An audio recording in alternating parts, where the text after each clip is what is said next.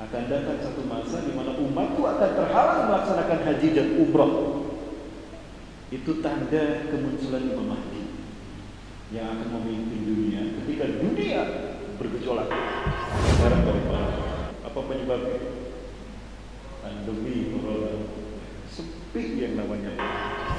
Kiamat tidak akan terjadi sehingga kalian akan berperang dengan satu bangsa. Sipit mata mereka, merah kulit mereka, pesek hidung mereka, lebar wajah. Kiamat tidak akan terjadi sehingga tanah Arab akan kembali hijau berpadang rumput dan akan muncul sungai-sungai di sana. Demi Allah, saya melihat sendiri. Jangankan semut, habaib ulama tidak merasakan keadilan, dizalimi mereka. Betul? Allahu Akbar.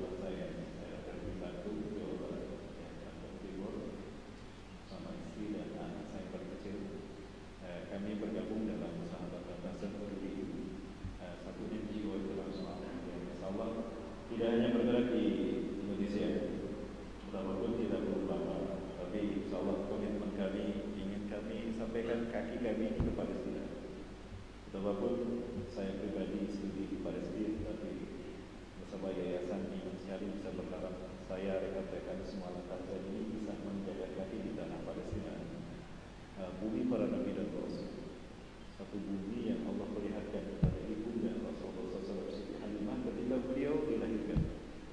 Ya, Siti Halimah ibunda Rasulullah SAW, Sallallahu Alaihi Beliau mengatakan, "Innama ukhriju Muhammadan min farji, qabla kharajat min farji nur, yusawwiru ilayya kaifa jamali bilad Syam, kaifa jamali bilad Syam." Sebelum aku melahirkan anakku Muhammad, Allah perlihatkan kepadaku, Allah keluarkan dari kehormatan, keluar dari kehormatanku cahaya yang menyorotkan ke dinding bagaimana indahnya bumi Syam. Subhanallah. Menjelang Rasulullah SAW lahir, sebelum kepala beliau keluar dari rahim ibundanya, keluar cahaya dari sana, kemudian memperlihatkan kepada Rasulullah SAW, kepada ibunda beliau, bagaimana indahnya bumi Syam. Syam adalah satu wilayah yang namanya diambil dari nama putra Nabi Nuh alaihissalam. Kemudian Rasulullah SAW sendiri sempat ketika tertidur beliau bermimpi ada cahaya keluar, dari belakang beliau. Ternyata cahaya itu datang dari sebuah tongkat, yang kemudian tongkat tadi pergi lalu menerangi bagaimana bumi Syam kepada Rasulullah SAW. Kemudian juga Rasulullah SAW mengalami peristiwa Isra Mi'raj sebagai cara Allah mentarbiyah beliau agar kuat ketawakalan beliau kepada Allah dan agar beliau faham tentang tugas peradaban, tentang dakwah khilafah yang dulu dilaksanakan para nabi.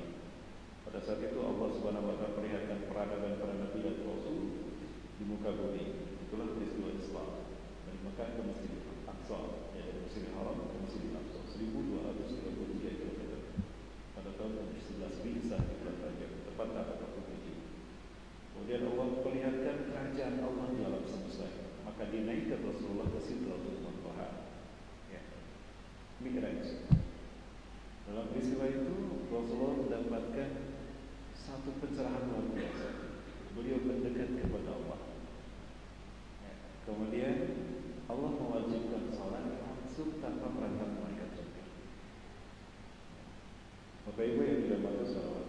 Kemudian di akhir zaman pun Rasulullah SAW mengatakan bahwa sebaik-baik manusia di muka bumi imannya adalah mereka yang berjuang di bumi hijrahnya Nabi Ibrahim. Dan beliau mengatakan bahwa nanti akan terjadi hijrah yang sifatnya pilihan, ya, sunnah muakkadah, tidak wajib. Kalau hijrah yang wajib sudah tidak ada. Ya, sebagaimana Rasulullah SAW sabdakan, la hijrata ba'dal fathi, tidak ada hijrah sesudah Fathu Mekah. Namun hijrah yang sifatnya pilihan, dan ini adalah yang terbaik juga di akhir zaman, akan terjadi ke bumi Syam. Satakunu hijratun ba'da hijratin. Wa min khiyari ahli al-ardi yawma idin alladziina yuhajiruna ila biladi hijratihim akhir sana. Akan terjadi hijrah sesudah itu. Dan sebaik-baik umat manusia di akhir zaman, iman mereka adalah mereka yang hijrah ke bumi hijrahnya Nabi Ibrahim. Nabi Ibrahim salam berhijrah bersama istrinya Siti Sarah, bersama keponakannya Nabi Lut salam, kemudian bersama ayahnya Tarikh bin Nahur dan juga ibunya Siti Amilah, meninggalkan Ur Irak pergi ke Haran. Di Haran meninggal ayahnya di usia 250 tahun. Maka tinggallah ibunda Siti Amilah bersama adiknya, ya, Tarikh dan Haran. Nah, sementara Nabi Ibrahim kemudian hijrah ke bumi Palestina, pernah ke Aleppo, Suriah, lalu tinggallah di Al-Khalil Hebban bersama Siti Sarah. Nabi Lut kemudian diutus ke Sodom dan Gomorrah. Sementara Nabi Ibrahim kemudian pergi ke Mesir menyelamatkan Siti Hajar, kembali lagi ke Al-Khalil ketika melahirkan Nabi Ismail. Ya, lalu Nabi Ismail dibawa ke Mekah. Bapak Ibu yang dirahmati Allah, Palestina juga merupakan satu negara yang kata Rasulullah, satu wilayah yang kata Rasulullah SAW adalah tempat pertemuan manusia-manusia terbaik di alam semesta sebelum hari kiamat. Di mana Nabi SAW diangkat ke langit di bulan Muharram itu di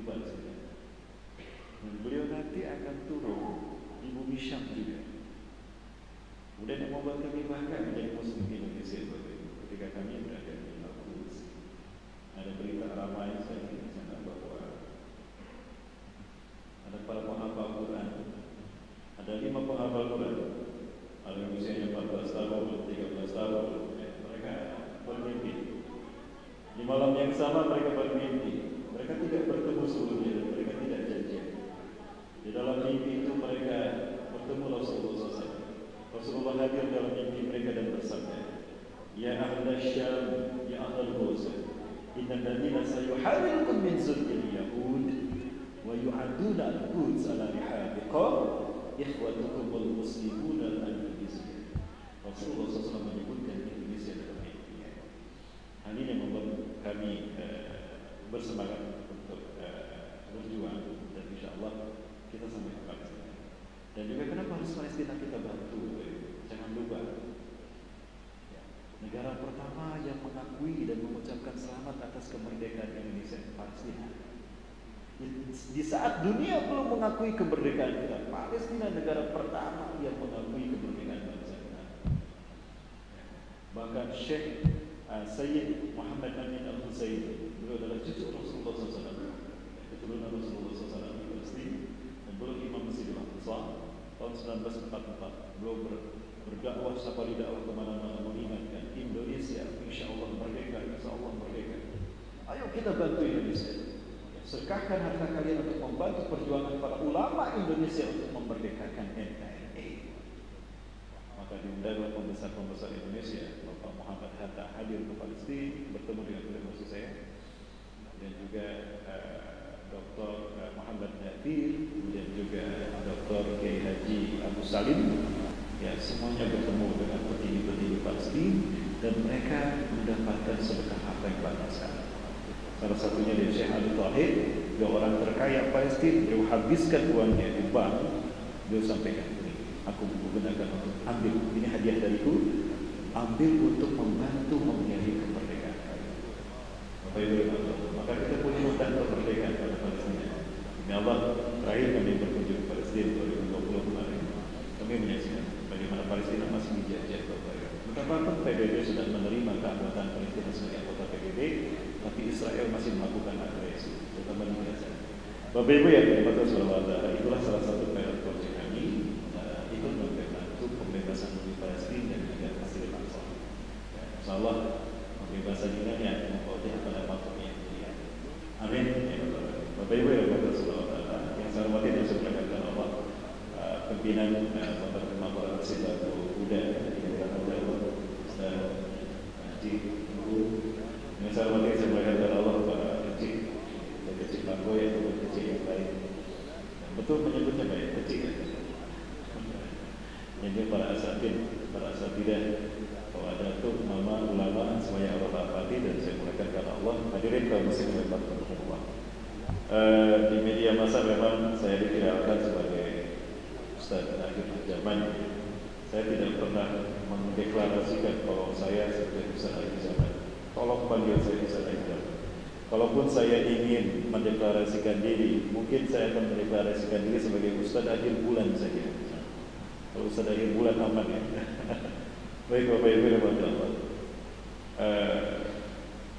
saya tidak pernah sebetulnya untuk menyampaikan tentang materi-materi akhir zaman kepada jamaah khalayak umum secara langsung. Paling hanya obrolan saja. Namun ada satu peristiwa yang pada akhirnya membuat saya harus berbicara. Peristiwa dihancurkannya WTC di Amerika Serikat. Ini merupakan suatu kebohongan besar di mana umat Islam dunia difitnah melakukan terorisme. Padahal ini dilakukan oleh orang dalam Amerika Serikat.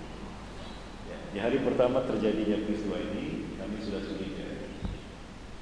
Kok terjadi di tanggal 11 September 2021? Dan kenapa harus tahun 2021? Kemudian kenapa harus di pagi hari? Kemudian ada beberapa data yang disampaikan oleh media massa Amerika Serikat. Itu memperlihatkan seolah-olah kamera sudah ada 10, karena gambarnya bagus. Masa kebetulan tapi hasilnya bagus. Kemudian berapa ribu, 2.000 kurang lebih tentara orang-orang Israel itu biasanya dimudik di WTC, tapi tidak ada satu pun yang menjadi korban. Bapak Ibu dan Bapak, ternyata itu adalah konspirasi besar, dan itu adalah rekayasa pemerintah Amerika Serikat. Kongres Amerika mendirikan, membuat Komisi 911, membentuk Komisi 911 untuk mencari tahu siapa dalam dibalik terorisme, who's behind in this disaster. Maka ternyata mereka menemukan orang Amerika sendiri, pemerintah orang dalam Amerika sendiri yang melakukan hal seperti itu. CIA meminta maaf kepada Osama bin Laden dan Al-Qaeda dan Saddam Hussein bahwa mereka tidak terlibat. Bapak Ibu yang bertahu, inilah ciri-ciri tanda akhir zaman. Dari situ kami bicara tentang akhir zaman. Apalagi dari sisi geografis, Bapak Ibu, kita memang sudah sampai dekat dengan kejadian hari kiamat. Tapi tidak, Bapak Ibu, ini momen di mana kami membawa jemaah tanah suci ke Palestina, ke Jordan, ke Mesir, Bapak Ibu, yang baru kita ke Mekah Madinah. Pada saat kami mendarat di King Abdul Aziz, Bapak Ibu, ini fenomena yang menarik dan membuat saya merinding sebagai saudara.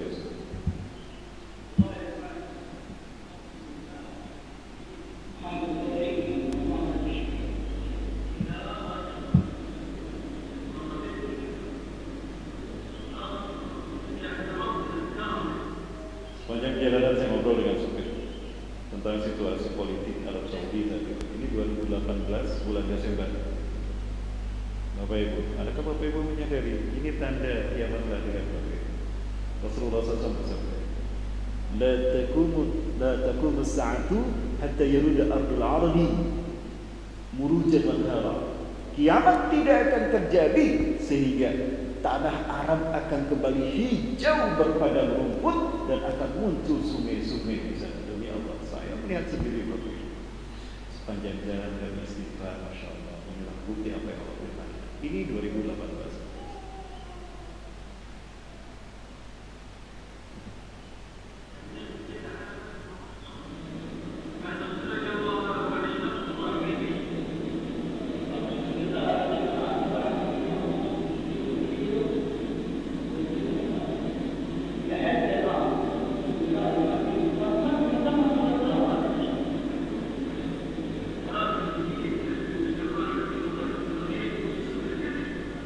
Maka tidak ada lagi kesan padang pasir yang tandus, tidak ada. Bahkan citra satelit memperlihatkan beberapa bagian dari Jazirah Arab ini sudah menghijau. Bahkan 2015 itu ditemukan di bawah padang pasir tandus. Ternyata ada satu bongkahan lubang. Ketika dilihat ke dalam, ternyata ada hutan di bawahnya. Hutan hijau. Sampai ada drone yang menjauh melintasi itu semua. Allah Akbar. Bapak Ibu dan Bapak Saudara. Kemudian juga kita perlihatkan kepada Bapak Ibu bahwa ada banyak hal-hal aneh yang memang ini keajaiban dari Allah, yang menunjukkan betapa Allah sedang mendesain tanah Arab untuk menyambut kebangkitan Islam. Ya, dulu saya tidak pernah berpikir apa yang menyebabkan atau tidak paham dengan hadis Rasulullah SAW. Ketika saya membaca hadis tersebut, ya, bahwa akan tiba satu masa pada umatku di mana mereka akan terhalang. Saya tidak ummati zamanun muni an-nas ayyahujja ila bait. Akan datang satu masa di mana umatku akan terhalang melaksanakan haji dan umrah. Itu tanda kemunculan Imam Mahdi yang akan memimpin dunia ketika dunia bergejolak. Ketika dunia memanas antara umat Islam dan orang-orang kafir, bahkan umat Islam dengan umat Islam pun akan berperang. Taliban Afghanistan sedang bersiap-siap untuk melakukan bangkitan revolusi baru. Bahkan Erdogan sudah dikritisi oleh Taliban. Apakah akan terjadi perang antara Erdogan Turki dengan Afghanistan, atau Afghanistan juga ada perang dengan Amerika, atau dengan NATO, kita tidak tahu. Yang jelas geopolitik kita sedang bergerak.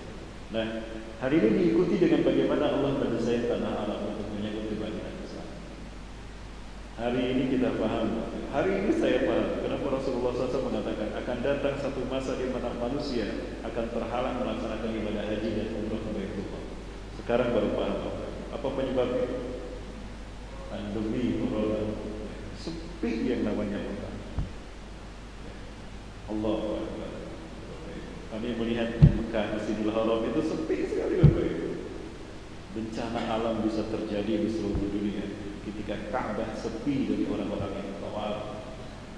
Ibadah haji Allah jadikan sebagai rukun Islam yang kelima adalah ukuran tauhid umat manusia secara mujmal. secara global. Sebagaimana sholat merupakan ukuran tauhid umat manusia secara individual. Itulah kenapa sholat menjadi rukun Islam yang kedua setelah syahadat, karena sholat merupakan ukuran parameter benar tidaknya syahadat kita. Maka syahadat umat manusia, tauhid umat manusia terlihat ketika mereka melaksanakan ibadah haji. Dajjal tahu ini merupakan konfigurasi dahsyat tauhid umat manusia. Dajjal ingin menghancurkan tauhid bersama iblis, maka ya, ritual ibadah haji sebagai konfigurasi tauhid umat manusia dicegah dan dihancurkan dengan pandemi COVID-19. Bapak Ibu, sadari ini fitnah Dajjal. Dan bagaimana Dajjal akan mudah mengembalikan semua manusia? Mudah sekali Bapak Ibu. Sekarang digalakkan di seluruh dunia. Itu barangkali cara mereka mengontrol umat manusia, kontrol populasi. Baik Bapak Ibu yang Allah kembali kemari. Kemudian tanda lain dari hal-hal yang kami lihat di tanah Saudi Arabia, di Tabuk 2015 itu turun salju kalau tidak salah. Ini Bapak Ibu, Tabuk turun salju. Bagaimana bisa? Negara yang tandus, negara yang gersang, negara yang beriklim subtropis di tanah Arab ini turun salju. Pak Semawe pernah turun salju? Belum Bapak Ibu. Keduluan sama Saudi Arabia. Kalau salju turun, maka dia akan lembab. Kelembaban ini yang membuat padang pasir akan membasah. Ketika basah, jika salju ini turun dalam waktu yang lama, maka bisa jadi spora-spora itu tumbuh menjadi semak belukar, menjadi rumput. Maka ketika saljunya habis, yang terlihat bukan pada pasir, tapi pada rumput. Apakah begini cara Allah mendesain tanah Arab untuk menyambut kedatangan Al-Mahdi? Bapak Ibu, kedatangan Al-Mahdi merupakan satu solusi dari Allah, pertolongan dari Allah untuk menyelesaikan problematika umat manusia dunia, bukan hanya memuliakan umat Islam. Dan kedatangannya sudah pasti terjadi. Apabila wafat pemimpin Ibnu Abbas modern Saudi Arabia, rajanya, lalu ada 3 putra mahkotanya yang berkelahi, berperang, merebutkan tahta kekuasaan, itu tanda Imam Mahdi akan datang. Yang tadilah salah satu endakansikum, akan berperang 3 laki-laki memperebutkan kekuasaan di sisi Ka'bah kalian. Kulluhum ibnu khalifatin, 3-3-nya anak raja. Thumma la yasiru ila wahidin minhum, tapi salah satu pun dari mereka dari 3 putra mahkota ini tidak berhasil. Karena yang akan dibayar menjadi pemimpin dunia sebagai khalifah umat Islam dunia adalah Al-Mahdi. Saking pentingnya Al-Mahdi ini harus diutus Allah sebagai mujahid, bukan Nabi, bukan Rasul, pembaharu. Ada banyak hadis yang membahas tentangnya. Kurang lebih ada 500 hadis yang hadisnya ini tingkatnya mutawatir, maknawi, lebih dari di atas muttafaq alaih derajat hadis. Maka aneh jika ada umat Islam alergi dengan hadis-hadis ini. Perlu diperbarui wacana keislaman, akidah umat Islam. Sampai-sampai Rasulullah di dalam hadis Imam Abu Dawud, Rasulullah bersabda, "Lam yabqa min ad-dunya illa yawmun." Andaikan tidak tersisa dari dunia hanya 1 hari saja, ini hari terakhir besok kiamat, kata Rasulullah SAW. La tawallahu dzalikal yaum. Sungguh Allah akan memanjangkan hari itu hatta yub'atsa rajulun min ahli baiti, sampai diutus seorang laki-laki dari keturunanku. Yuwati ismuhu ismi, namanya sama dengan namaku. Wa ismu abihi ismu abi, nama ayahnya sama dengan nama ayah. Siapa nama Rasulullah SAW? Muhammad. Rasulullah memang banyak namanya. Ada Ahmad, ada Yasin, ada Mustafa, ya. Ada Abul Qasim. Tapi Bapak Ibu yang ada Allah, kalau kita tanya siapa nama Rasulullah, pasti jawaban kita Muhammad. Kemungkinan besar nama beliau Muhammad dan nama ayahnya memang Abdullah, Muhammad bin Abdullah. Yang lalu Allah azza wa qistan. Dunia ini akan penuhkan dengan keadilan dan kesejahteraan dan kedamaian. Kama mulia Rasulullah, sebagaimana sebelumnya penuh dengan kezaliman, kesemena-menaan dan petaka di mana-mana. Bapak Ibu, dan ciri-cirinya sudah terlihat. Karena kita mendengar Raja Salman ini meninggal dunia, beliau sudah beberapa kali ada percobaan untuk dibunuh. Bahkan Khalid bin Farhan, putra mahkota yang sekarang berada di Jerman, itu menyerukan untuk mengkudeta Raja Salman dan putranya Muhammad bin Salman. Ya. Beberapa kali tembakan peluru tidak sampai mengenai tubuh Raja Salman. Pernah ke atas seperti ini langsung beliau ditangkap untuk diselamatkan. Dan sekarang pun beliau sudah kehilangan pengawal pribadi yang terbaik. Mayor Jenderal Abdul Aziz Al-Farong beliau sudah meninggal. Dan peluru yang menembus tubuh beliau dihalangi oleh Mayor Jenderal ini, Abdul Aziz Al-Farong, maka peluru itu menembus tubuh beliau. Raja Salman masih aman. Artinya Raja Salman sekarang terancam untuk dibunuh. Ada 3 putra mahkota yang sekarang kuat untuk merebut kekuasaannya. Pertama adalah putra beliau sendiri, MBS Muhammad bin Salman. Yang kedua adalah Khalid bin Farhan. Yang ketiga ada Muhammad Nayef, yang dari sejak Raja Fahd beliau sudah banyak melaksanakan tugas harian Raja Saudi Arabia. Apakah ini nanti akan terlihat? Yang jelas, apabila konflik ini berujung dengan banjir darah di Masjidil Haram, itulah saat di mana nanti umat Islam akan memiliki pemimpin di seluruh dunia. Di saat itulah Islam akan zahir untuk selama-lamanya. Allahu Akbar. Nanti akan merembet Bapak Ibu, akan merembet ke Afghanistan, akan merembet pada perang dunia, hingga pada akhirnya pasukan dunia terbaik berhadapan di bumi Syam, Palestina dan Suriah. Di saat itulah munculnya Nabi SAW, turunnya Nabi SAW, dan munculnya Dajjal. Ya, pasukan terbaik di dunia adalah mereka yang menjadi pasukan Imam Mahdi yang dikuatkan oleh Nabi SAW. Rasulullah bersabda, mereka lah ahli surga yang Allah haramkan neraka bagi mereka. Firdaus menunggu pasukan-pasukan itu. Siapakah pasukan-pasukan itu? Bapak Saudara, ada 3 pasukan. Yang pertama Ahlus Syam. Ahlus Syam. Rasulullah bersabda, la tazalu ta'ifatun min ummati zahirina 'alal haqq la yadurruhum man khadalahum wa lam khalaqahum. Akan selalu ada sekelompok orang dari pasukanku yang akan selalu menang dalam menyampaikan kebenaran. Mereka tidak akan pernah kalah di muka bumi. Ainahum ya Rasulullah? Di mana mereka ya Rasulullah? Hum fi Baitul Maqdis atau fi aknafi Baitul Maqdis. Mereka berada di Baitul Maqdis atau di pelataran Baitul Maqdis. Jika mereka masuk ke Masjidil Aqsa membawa panji-panji tauhid mereka, maka kiamat lebih dekat kepada kalian ketimbang kepalamu dengan pundakmu ini, wahai ibu Muhammad. Allah. Itu pasukan yang pertama. Pasukan yang kedua adalah pembawa panji hitam dari Khurasan. Khurasan itu Afghanistan. Apakah Taliban? Wallahu a'lam. Saya sendiri pernah beberapa kali melihat bagaimana situasi Taliban di sana, terutama di Kandahar. Bapak Ibu, Allah Islam hidup di sana. Rasulullah bersabda, "Yakhruju min Khurasan rayatun sud." Akan keluar dari bumi Khurasan, Afghanistan barangkali, ya, panji hitam, para pembawa panji hitam yang bertuliskan la ilaha illallah Muhammadur Rasulullah. La yarudduhum syai'un illa la yarudduha syai'un hatta tunsaba bi iliyah. Tidak ada pasukan manapun di muka bumi yang bisa menghentikan langkah mereka sampai mereka menancapkan panji mereka di bumi Iliyah. Iliyah artinya Al-Quds. Israel menyebutnya Yerusalem. Hari ini memang Yerusalem ada dalam pegangan Zionis yang tinggi.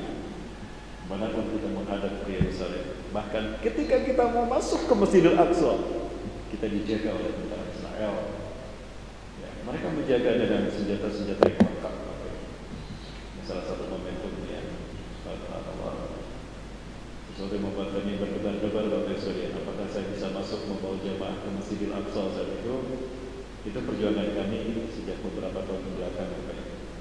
Kita membawa jamaah untuk bisa umroh. Sebelumnya kita ke negeri para nabi, kita kajian di negeri para nabi, di mana Allah mengutus para nabinya, langsung kita kajian. Ya, kita kajian di mana Allah menurunkan azab yang terbesar. Ya, di Sodom dan Gomora kita kajian kalau nanti juga hanya sebentar saja. Ada perjalanan kami di Baitul Maqdis, Bapak Ibu. Ada hampir 70 orang yang kami bawa yang memasuki bumi Perdamaian ini. Pintu memasuki Masjidil Aqsa itu dari besi, plat besi berwarna hijau, dan dijaga oleh tentara Israel lengkap dengan senjata mereka. Musuh mereka mudah. Bapak Ibu, satu-satunya masjid di dunia. Bapak Ibu bisa lihat tentara Israel. Satu-satunya masjid besar di dunia yang GKM-nya orang Yahudi itu Masjidil Aqsa. Masjid kedua dibangun di muka bumi, namun kiblat para nabi dan rasul dan kiblat kita Muhammad.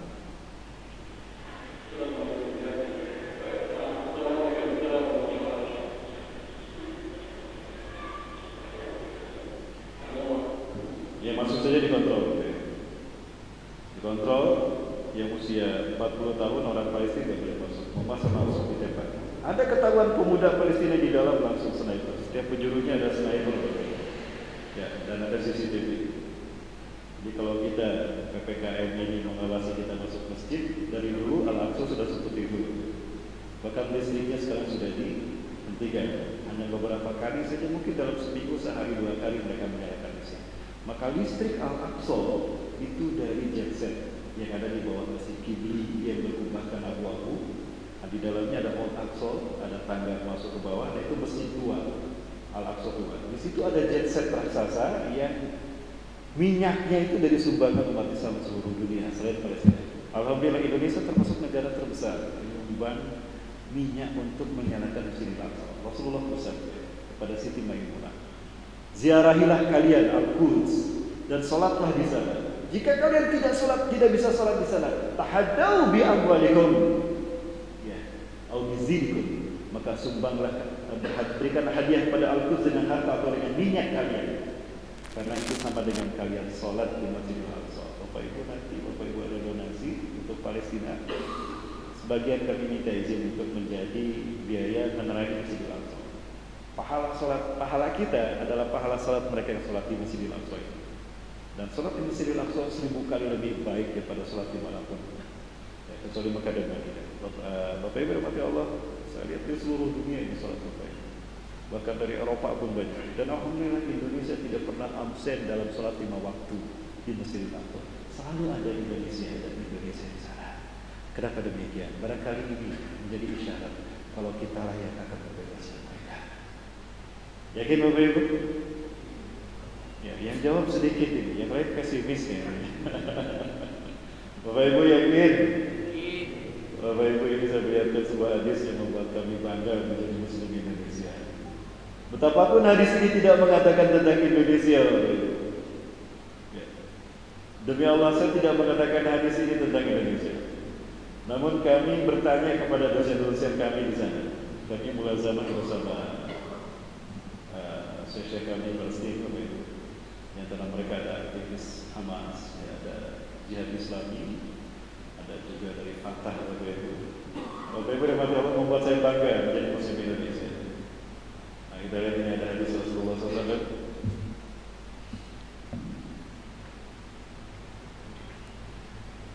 Hai, ini saya temukan dalam Sahih Muslim secara Syaih Nawawi. Baik, Rasulullah bersabda, dari sahabat, ada sahabat bahwa sahabat bercerita, anak sami Rasulullah SAW yaqul, yang mana Rasulullah SAW bersabda, inna rabbi zawali al-ardh, sesungguhnya Tuhanku melipatkan untukku bumi yang bulat dibikin datar. Hatta ra'aitu masyariqah wa maghribah, sehingga aku menyaksikan, aku melihat bagaimana keindahannya dari timur hingga ke barat dunia. Wa atani al-kanzain, dan Allah berikan padaku 2 pusaka, al-ahmar wal abyad, pusaka merah dan pusaka putih. Rasulullah SAW menyebutkan pusaka merah putih. Inilah yang membuat para ulama mengangkat bendera kita itu bendera merah putih, disobek warna birunya. Maka ini tetapkan berkibar dalam merah putih. Mereka ingin mengambil hadis ini sebagai bendera kita. Ingat Bapak Ibu, NKRI merdeka, perjuangan para ulama. Namun ketika NKRI perjuangan ini berubah menjadi proklamasi, ulamanya dipenjara. Aneh. Mudah-mudahan sampai suara saya ke istana negara. Baik bapak-bapak pemimpin negara, waspadalah dengan apa yang Allah firmankan dalam hadis qudsinya. Man adali waliyan faqad adantuhu bil harb. Barang siapa yang menyakiti wali-waliku, aku umumkan perang kepadanya. Manhum waliullah, siapakah mereka aulia Allah, wali-wali Allah itu? Al-anbiya wa rasul, para nabi dan rasul. Yang kedua, al-ulama warasatul anbiya, para ulama. Yang ketiga, hamilul Quran, para penghafal Quran. Yang keempat, al-ubad, para ahli ibadah kepada Allah. Jika berani menyakiti mereka, Allah berani. Lihat, tak pernah surut bencana dari bumi Indonesia, betul? Bapak Ibu, angkat tangan yang hadir di sini yang pernah mendengar Brunei Darussalam diberitakan ada bencana sekali saja. Pernah mendengar? Seumur hidup Pak, belum pernah ya? Seumur hidup belum pernah.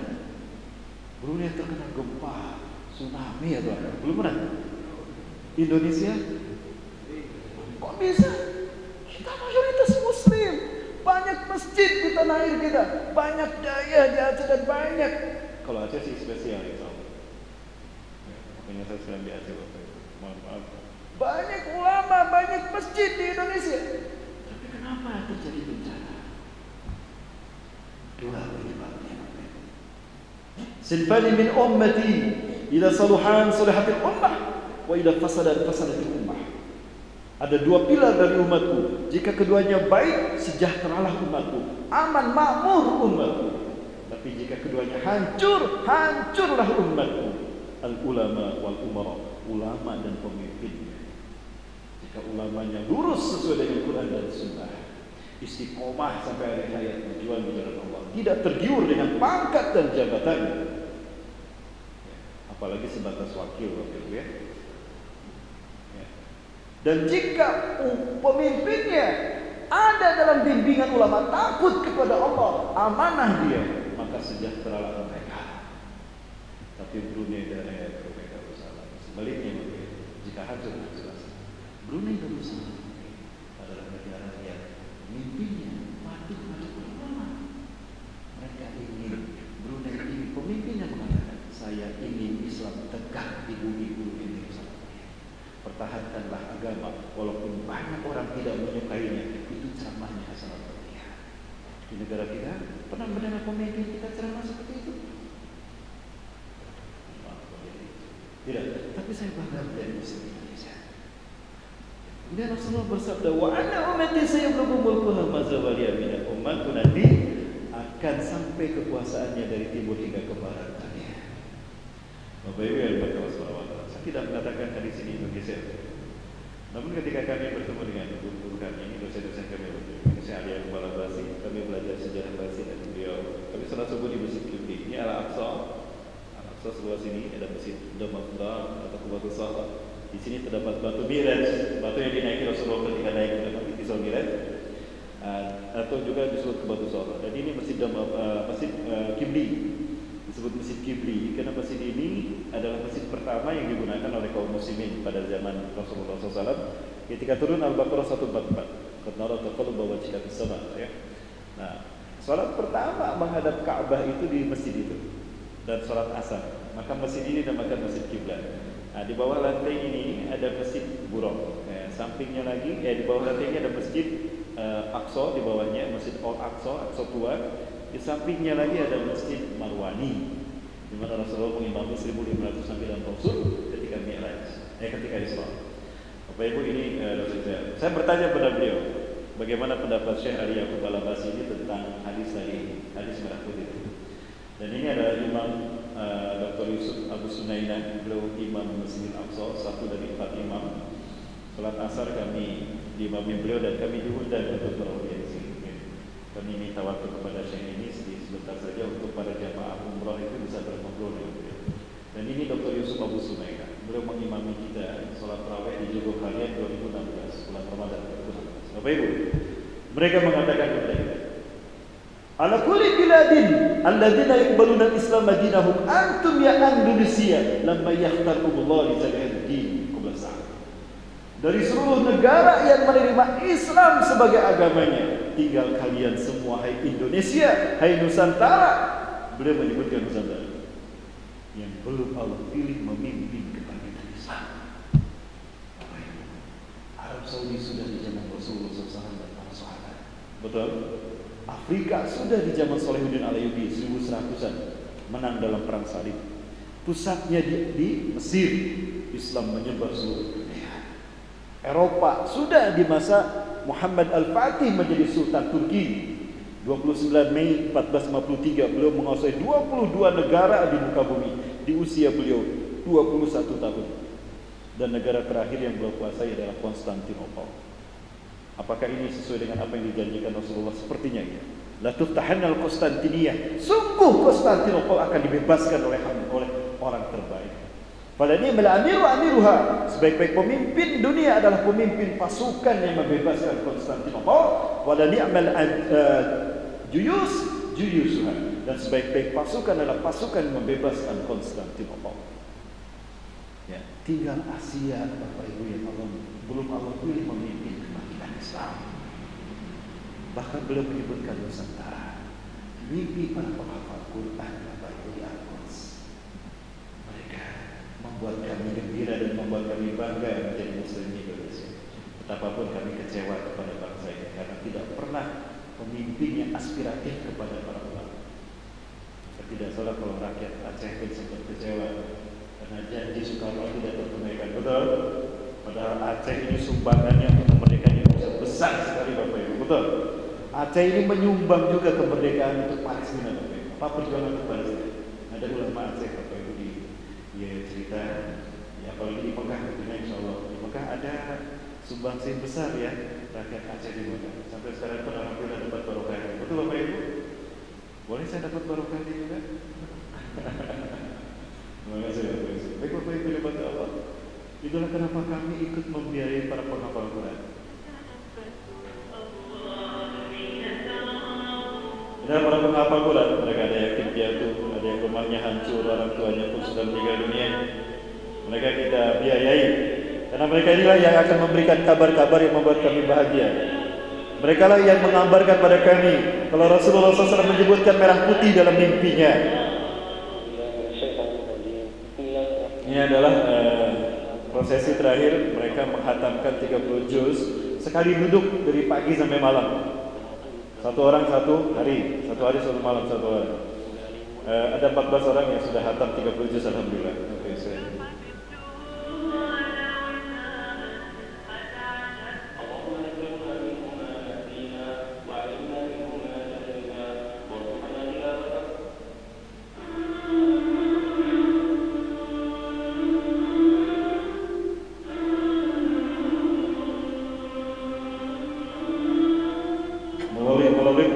Syekh kami di sana, tolong sampaikan kepada mereka. Hadiah dari kami Muslim Indonesia, hadiah dari kami sahabat Tacat Peduli, dan ini dari Muslim Indonesia. Amanah bagi kalian. Perjuangkan bumi para nabi dan rasul ini. Ya, tetap pertahankan sampai tunggu kehadiran kami merah putih membebaskan negara kalian. Intazirna hatta nuharru hadal bilad ma'an. Ya, biiznillah azza wa jalla.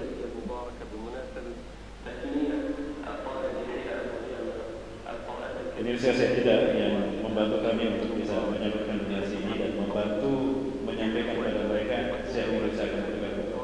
Siap bebaskan Palestina, siap kita rebut kembali Al-Quds, Al-Aqsa dari tangan Yahudi. Allahu Akbar. Baik Bapak Ibu yang dirahmati Allah Subhanahu wa taala. Kenapa harus Palestina yang kita bebaskan, Bapak Ibu sekalian yang Allah?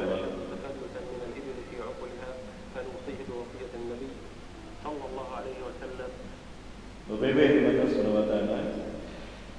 Ketika Theodor Herzl, Bapak Zionis internasional pertama, dia datang menghadap ke Turki Utsmani, Sultan Abdul Hamid, Sultan Khalid Turki.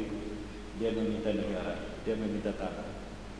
Wahai Sultan, Anda penguasa dunia, 2/3 dunia Anda kuasai. Sementara kami bangsa Yahudi, dari dulu kami nggak punya negara, kami nggak punya tanah air.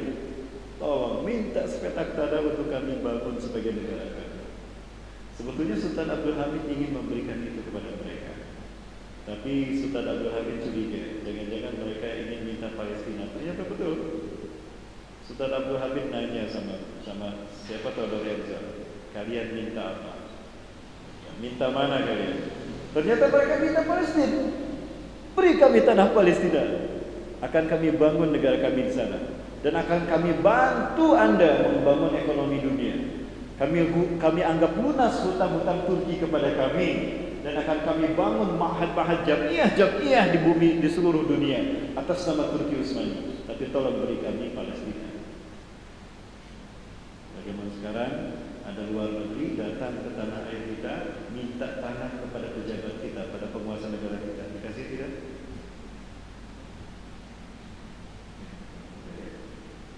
Mau dikasih nggak Pak? Walaupun walaupun ngasih uang sama kita, nah, hati-hati bagus ya. Kita sampaikan satu hadis Rasulullah SAW. La taqumu sa'atu hatta tuqatilu qauman sigalul a'yun juluduhum ahmar zulfal ulu wa wujuhal majid. Kiamat tidak akan terjadi sehingga kalian akan berperang dengan satu bangsa, sipit mata mereka, merah kulit mereka, pesek hidung mereka, lebar wajah mereka. Saya tidak memperpanjang hadis itu karena sensitif Bapak Ibu. Lanjut Bapak Ibu. Jamaah, boleh lanjut sedikit lagi? Sedikit lagi Bapak Ibu ya. Tetap bertahan sampai jam 7. Boleh Bapak Ibu? Baik. Begitu dia minta Palestina, apa kata Sultan Abdul Hamid? Nanti kita dengar Bapak Ibu saya, apa yang dikatakan Sultan Abdul Hamid kepadanya, pada Theodor Herzl. Ini jawaban Sultan Abdul Hamid. Allahu Akbar. Semoga Allah merahmati beliau. Ya. Ini jawaban beliau kepada Sultan Theodor Herzl.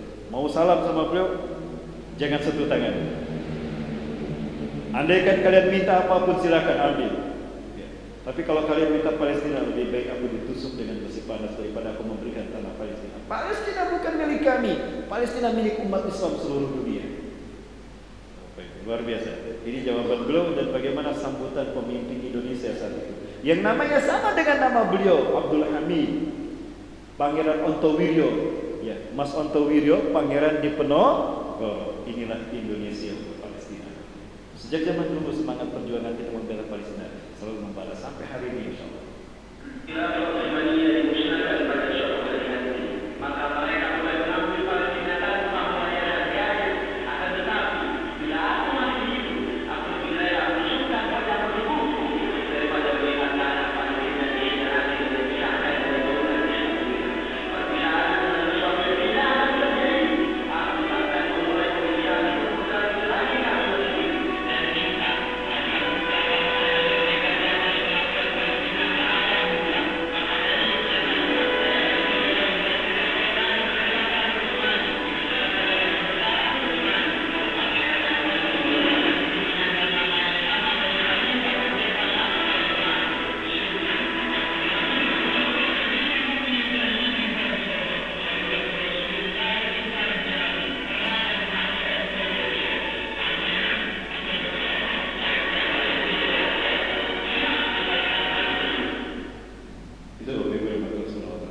Semangat ini di momentum kemerdekaan kita juga. Bapak Ibu, kita punya hutang kemerdekaan kepada bangsa Palestina. Insyaallah Bapak Ibu. Kemudian seperti apa hutang kemerdekaan kita pada bangsa Palestina Bapak Ibu? Jadi sekali lagi saya sampaikan bahwa sejak zaman dulu ya, Palestina 1944 membantu mempublikasikan kemerdekaan bangsa kita Bapak Ibu. Ada dua hamba Allah yang terbaik dari Palestina ini yang membantu membiayai dan mempromosikan kemerdekaan, mengingatkan Indonesia merdeka. Siapa beliau? Ini adalah dua hamba Allah ini. Yang pertama adalah Syed Muhammad Amin Al-Husaini, beliau Imam Masjidil Haram, Masjidil Aqsa. Beliau cucu Rasulullah SAW, keturunan Rasulullah SAW. Gelarnya Sayyid kalau di sana. Ya. Kalau di Aceh apa gelarnya? Habib. Habib juga ya? Habib. Kalau di Malaysia Wan. Kemudian, nah ini beliau lah yang mengingatkan pada masyarakat Arab untuk membantu kemerdekaan Indonesia. Bahkan beliau menyeru masyarakat Aceh untuk bersedekah membantu membiayai kemerdekaan Indonesia. Dan ini beliau Syekh Muhammad Ali Takhir, saudagar paling kaya di Palestina. Beliau ambil semua uangnya di bank, beliau sedekahkan, hadiahkan untuk Indonesia. Ini ambil uang saya, gunakan untuk membiayai kemerdekaan negara kami. Maka para petinggi bangsa kita diundang ke sana. Ini Kiai Haji Abu Salim sama Syekh Amin Muhammad Al-Husaini. Ini Muhammad Ali Tahir, ya ada juga Bapak Muhammad Hatta, pernah bertemu dengan beliau juga, ya. Dan ini para petinggi bangsa kita, yang dan negara pertama yang mengucapkan selamat atas kemerdekaan kita adalah Palestina, Bapak Ibu. Itu nasihat teks proklamasi selesai dibaca atas nama bangsa Indonesia, Soekarno-Hatta. Negara pertama yang mengucapkan selamat adalah Syekh Ali Tahir, Syekh Muhammad Amin Abu Saini. Allahu Akbar, belum takbir berkali-kali, lalu mengucapkan selamat atas kemerdekaan Indonesia. Palestina mengakui kemerdekaan Indonesia pertama kali. Ya, maka kita berhutang kemerdekaan pada mereka. Bapak Ibu yang dirahmati Allah SWT. Tapi apa yang terjadi? Palestina menderita. Inilah nasib Masjidil Aqsa hari ini Bapak Ibu. Saya melihat sendiri, kami yang sendiri Bapak Ibu. bagaimana Masjidil Aqsa dihancurkan oleh mereka. 300 terowongan ada di bawah kiblat kita yang pertama. Ini Masjidil Aqsa. Areanya seluas 14,4 hektar atau 144 ribu meter persegi. Di dalamnya ada 5 masjid besar. Nah, ini 5 masjid besar. Inilah Al-Aqsa, kiblat kita yang pertama. Ya, bumi para nabi dan rasul dan kiblat para nabi dan rasul sebelum Rasulullah SAW diutus. Allah pernah berfirman kepada Nabi Sulaiman, "Ya Sulaiman, is'alni salasatan sa'utiha iya." Ya Sulaiman, mintalah 3 permintaan kepadaku, aku kabulkan apa yang kau minta. Yang pertama Nabi Sulaiman meminta, "Ya Rabb, a'tini mulkan allati lam tu'ti qabli wa ba'd." Ya Allah, berikan aku kerajaan yang belum pernah kau berikan pada siapapun. Allah berikan kekuasaan yang sangat luar biasa. Allah perintahkan makhluk Allah tunduk kepada Nabi Sulaiman. Bahkan air, angin, Allah perintahkan tunduk kepada Nabi Sulaiman. Sehingga beliau bisa terbang dengan permadaninya. Beliau bisa berjalan di atas air dengan izin Allah. Yang kedua Nabi Sulaiman meminta, "Ya Rabb, ij'alni malikan adilan kama tardha." Jadikan aku pemimpin yang adil ya Allah, sebagaimana yang kau ridhoi. Maka jadilah Nabi Sulaiman pemimpin yang adil, bijaksana. Semut saja merasakan keadilan Nabi Sulaiman. Di Indonesia, semut merasakan keadilan? Jangankan semut, habaib ulama tidak merasakan keadilan. Dizalimi mereka. Betul? Allahu Akbar. Bebaskan para ulama, bebaskan para habaib, bebaskan HRS. Insya Allah Indonesia aman sejahtera. Allahu Akbar. Yang ketiga Nabi Sulaiman berkata, "Ya Rabb, la tad'a ahadin alladhi yazuru masjid hadha wa la yusalli rak'atayn fihi wa yatubu 'alayka illa an tahutta anhu khataya qabla an yakhruja min hadzal masjid."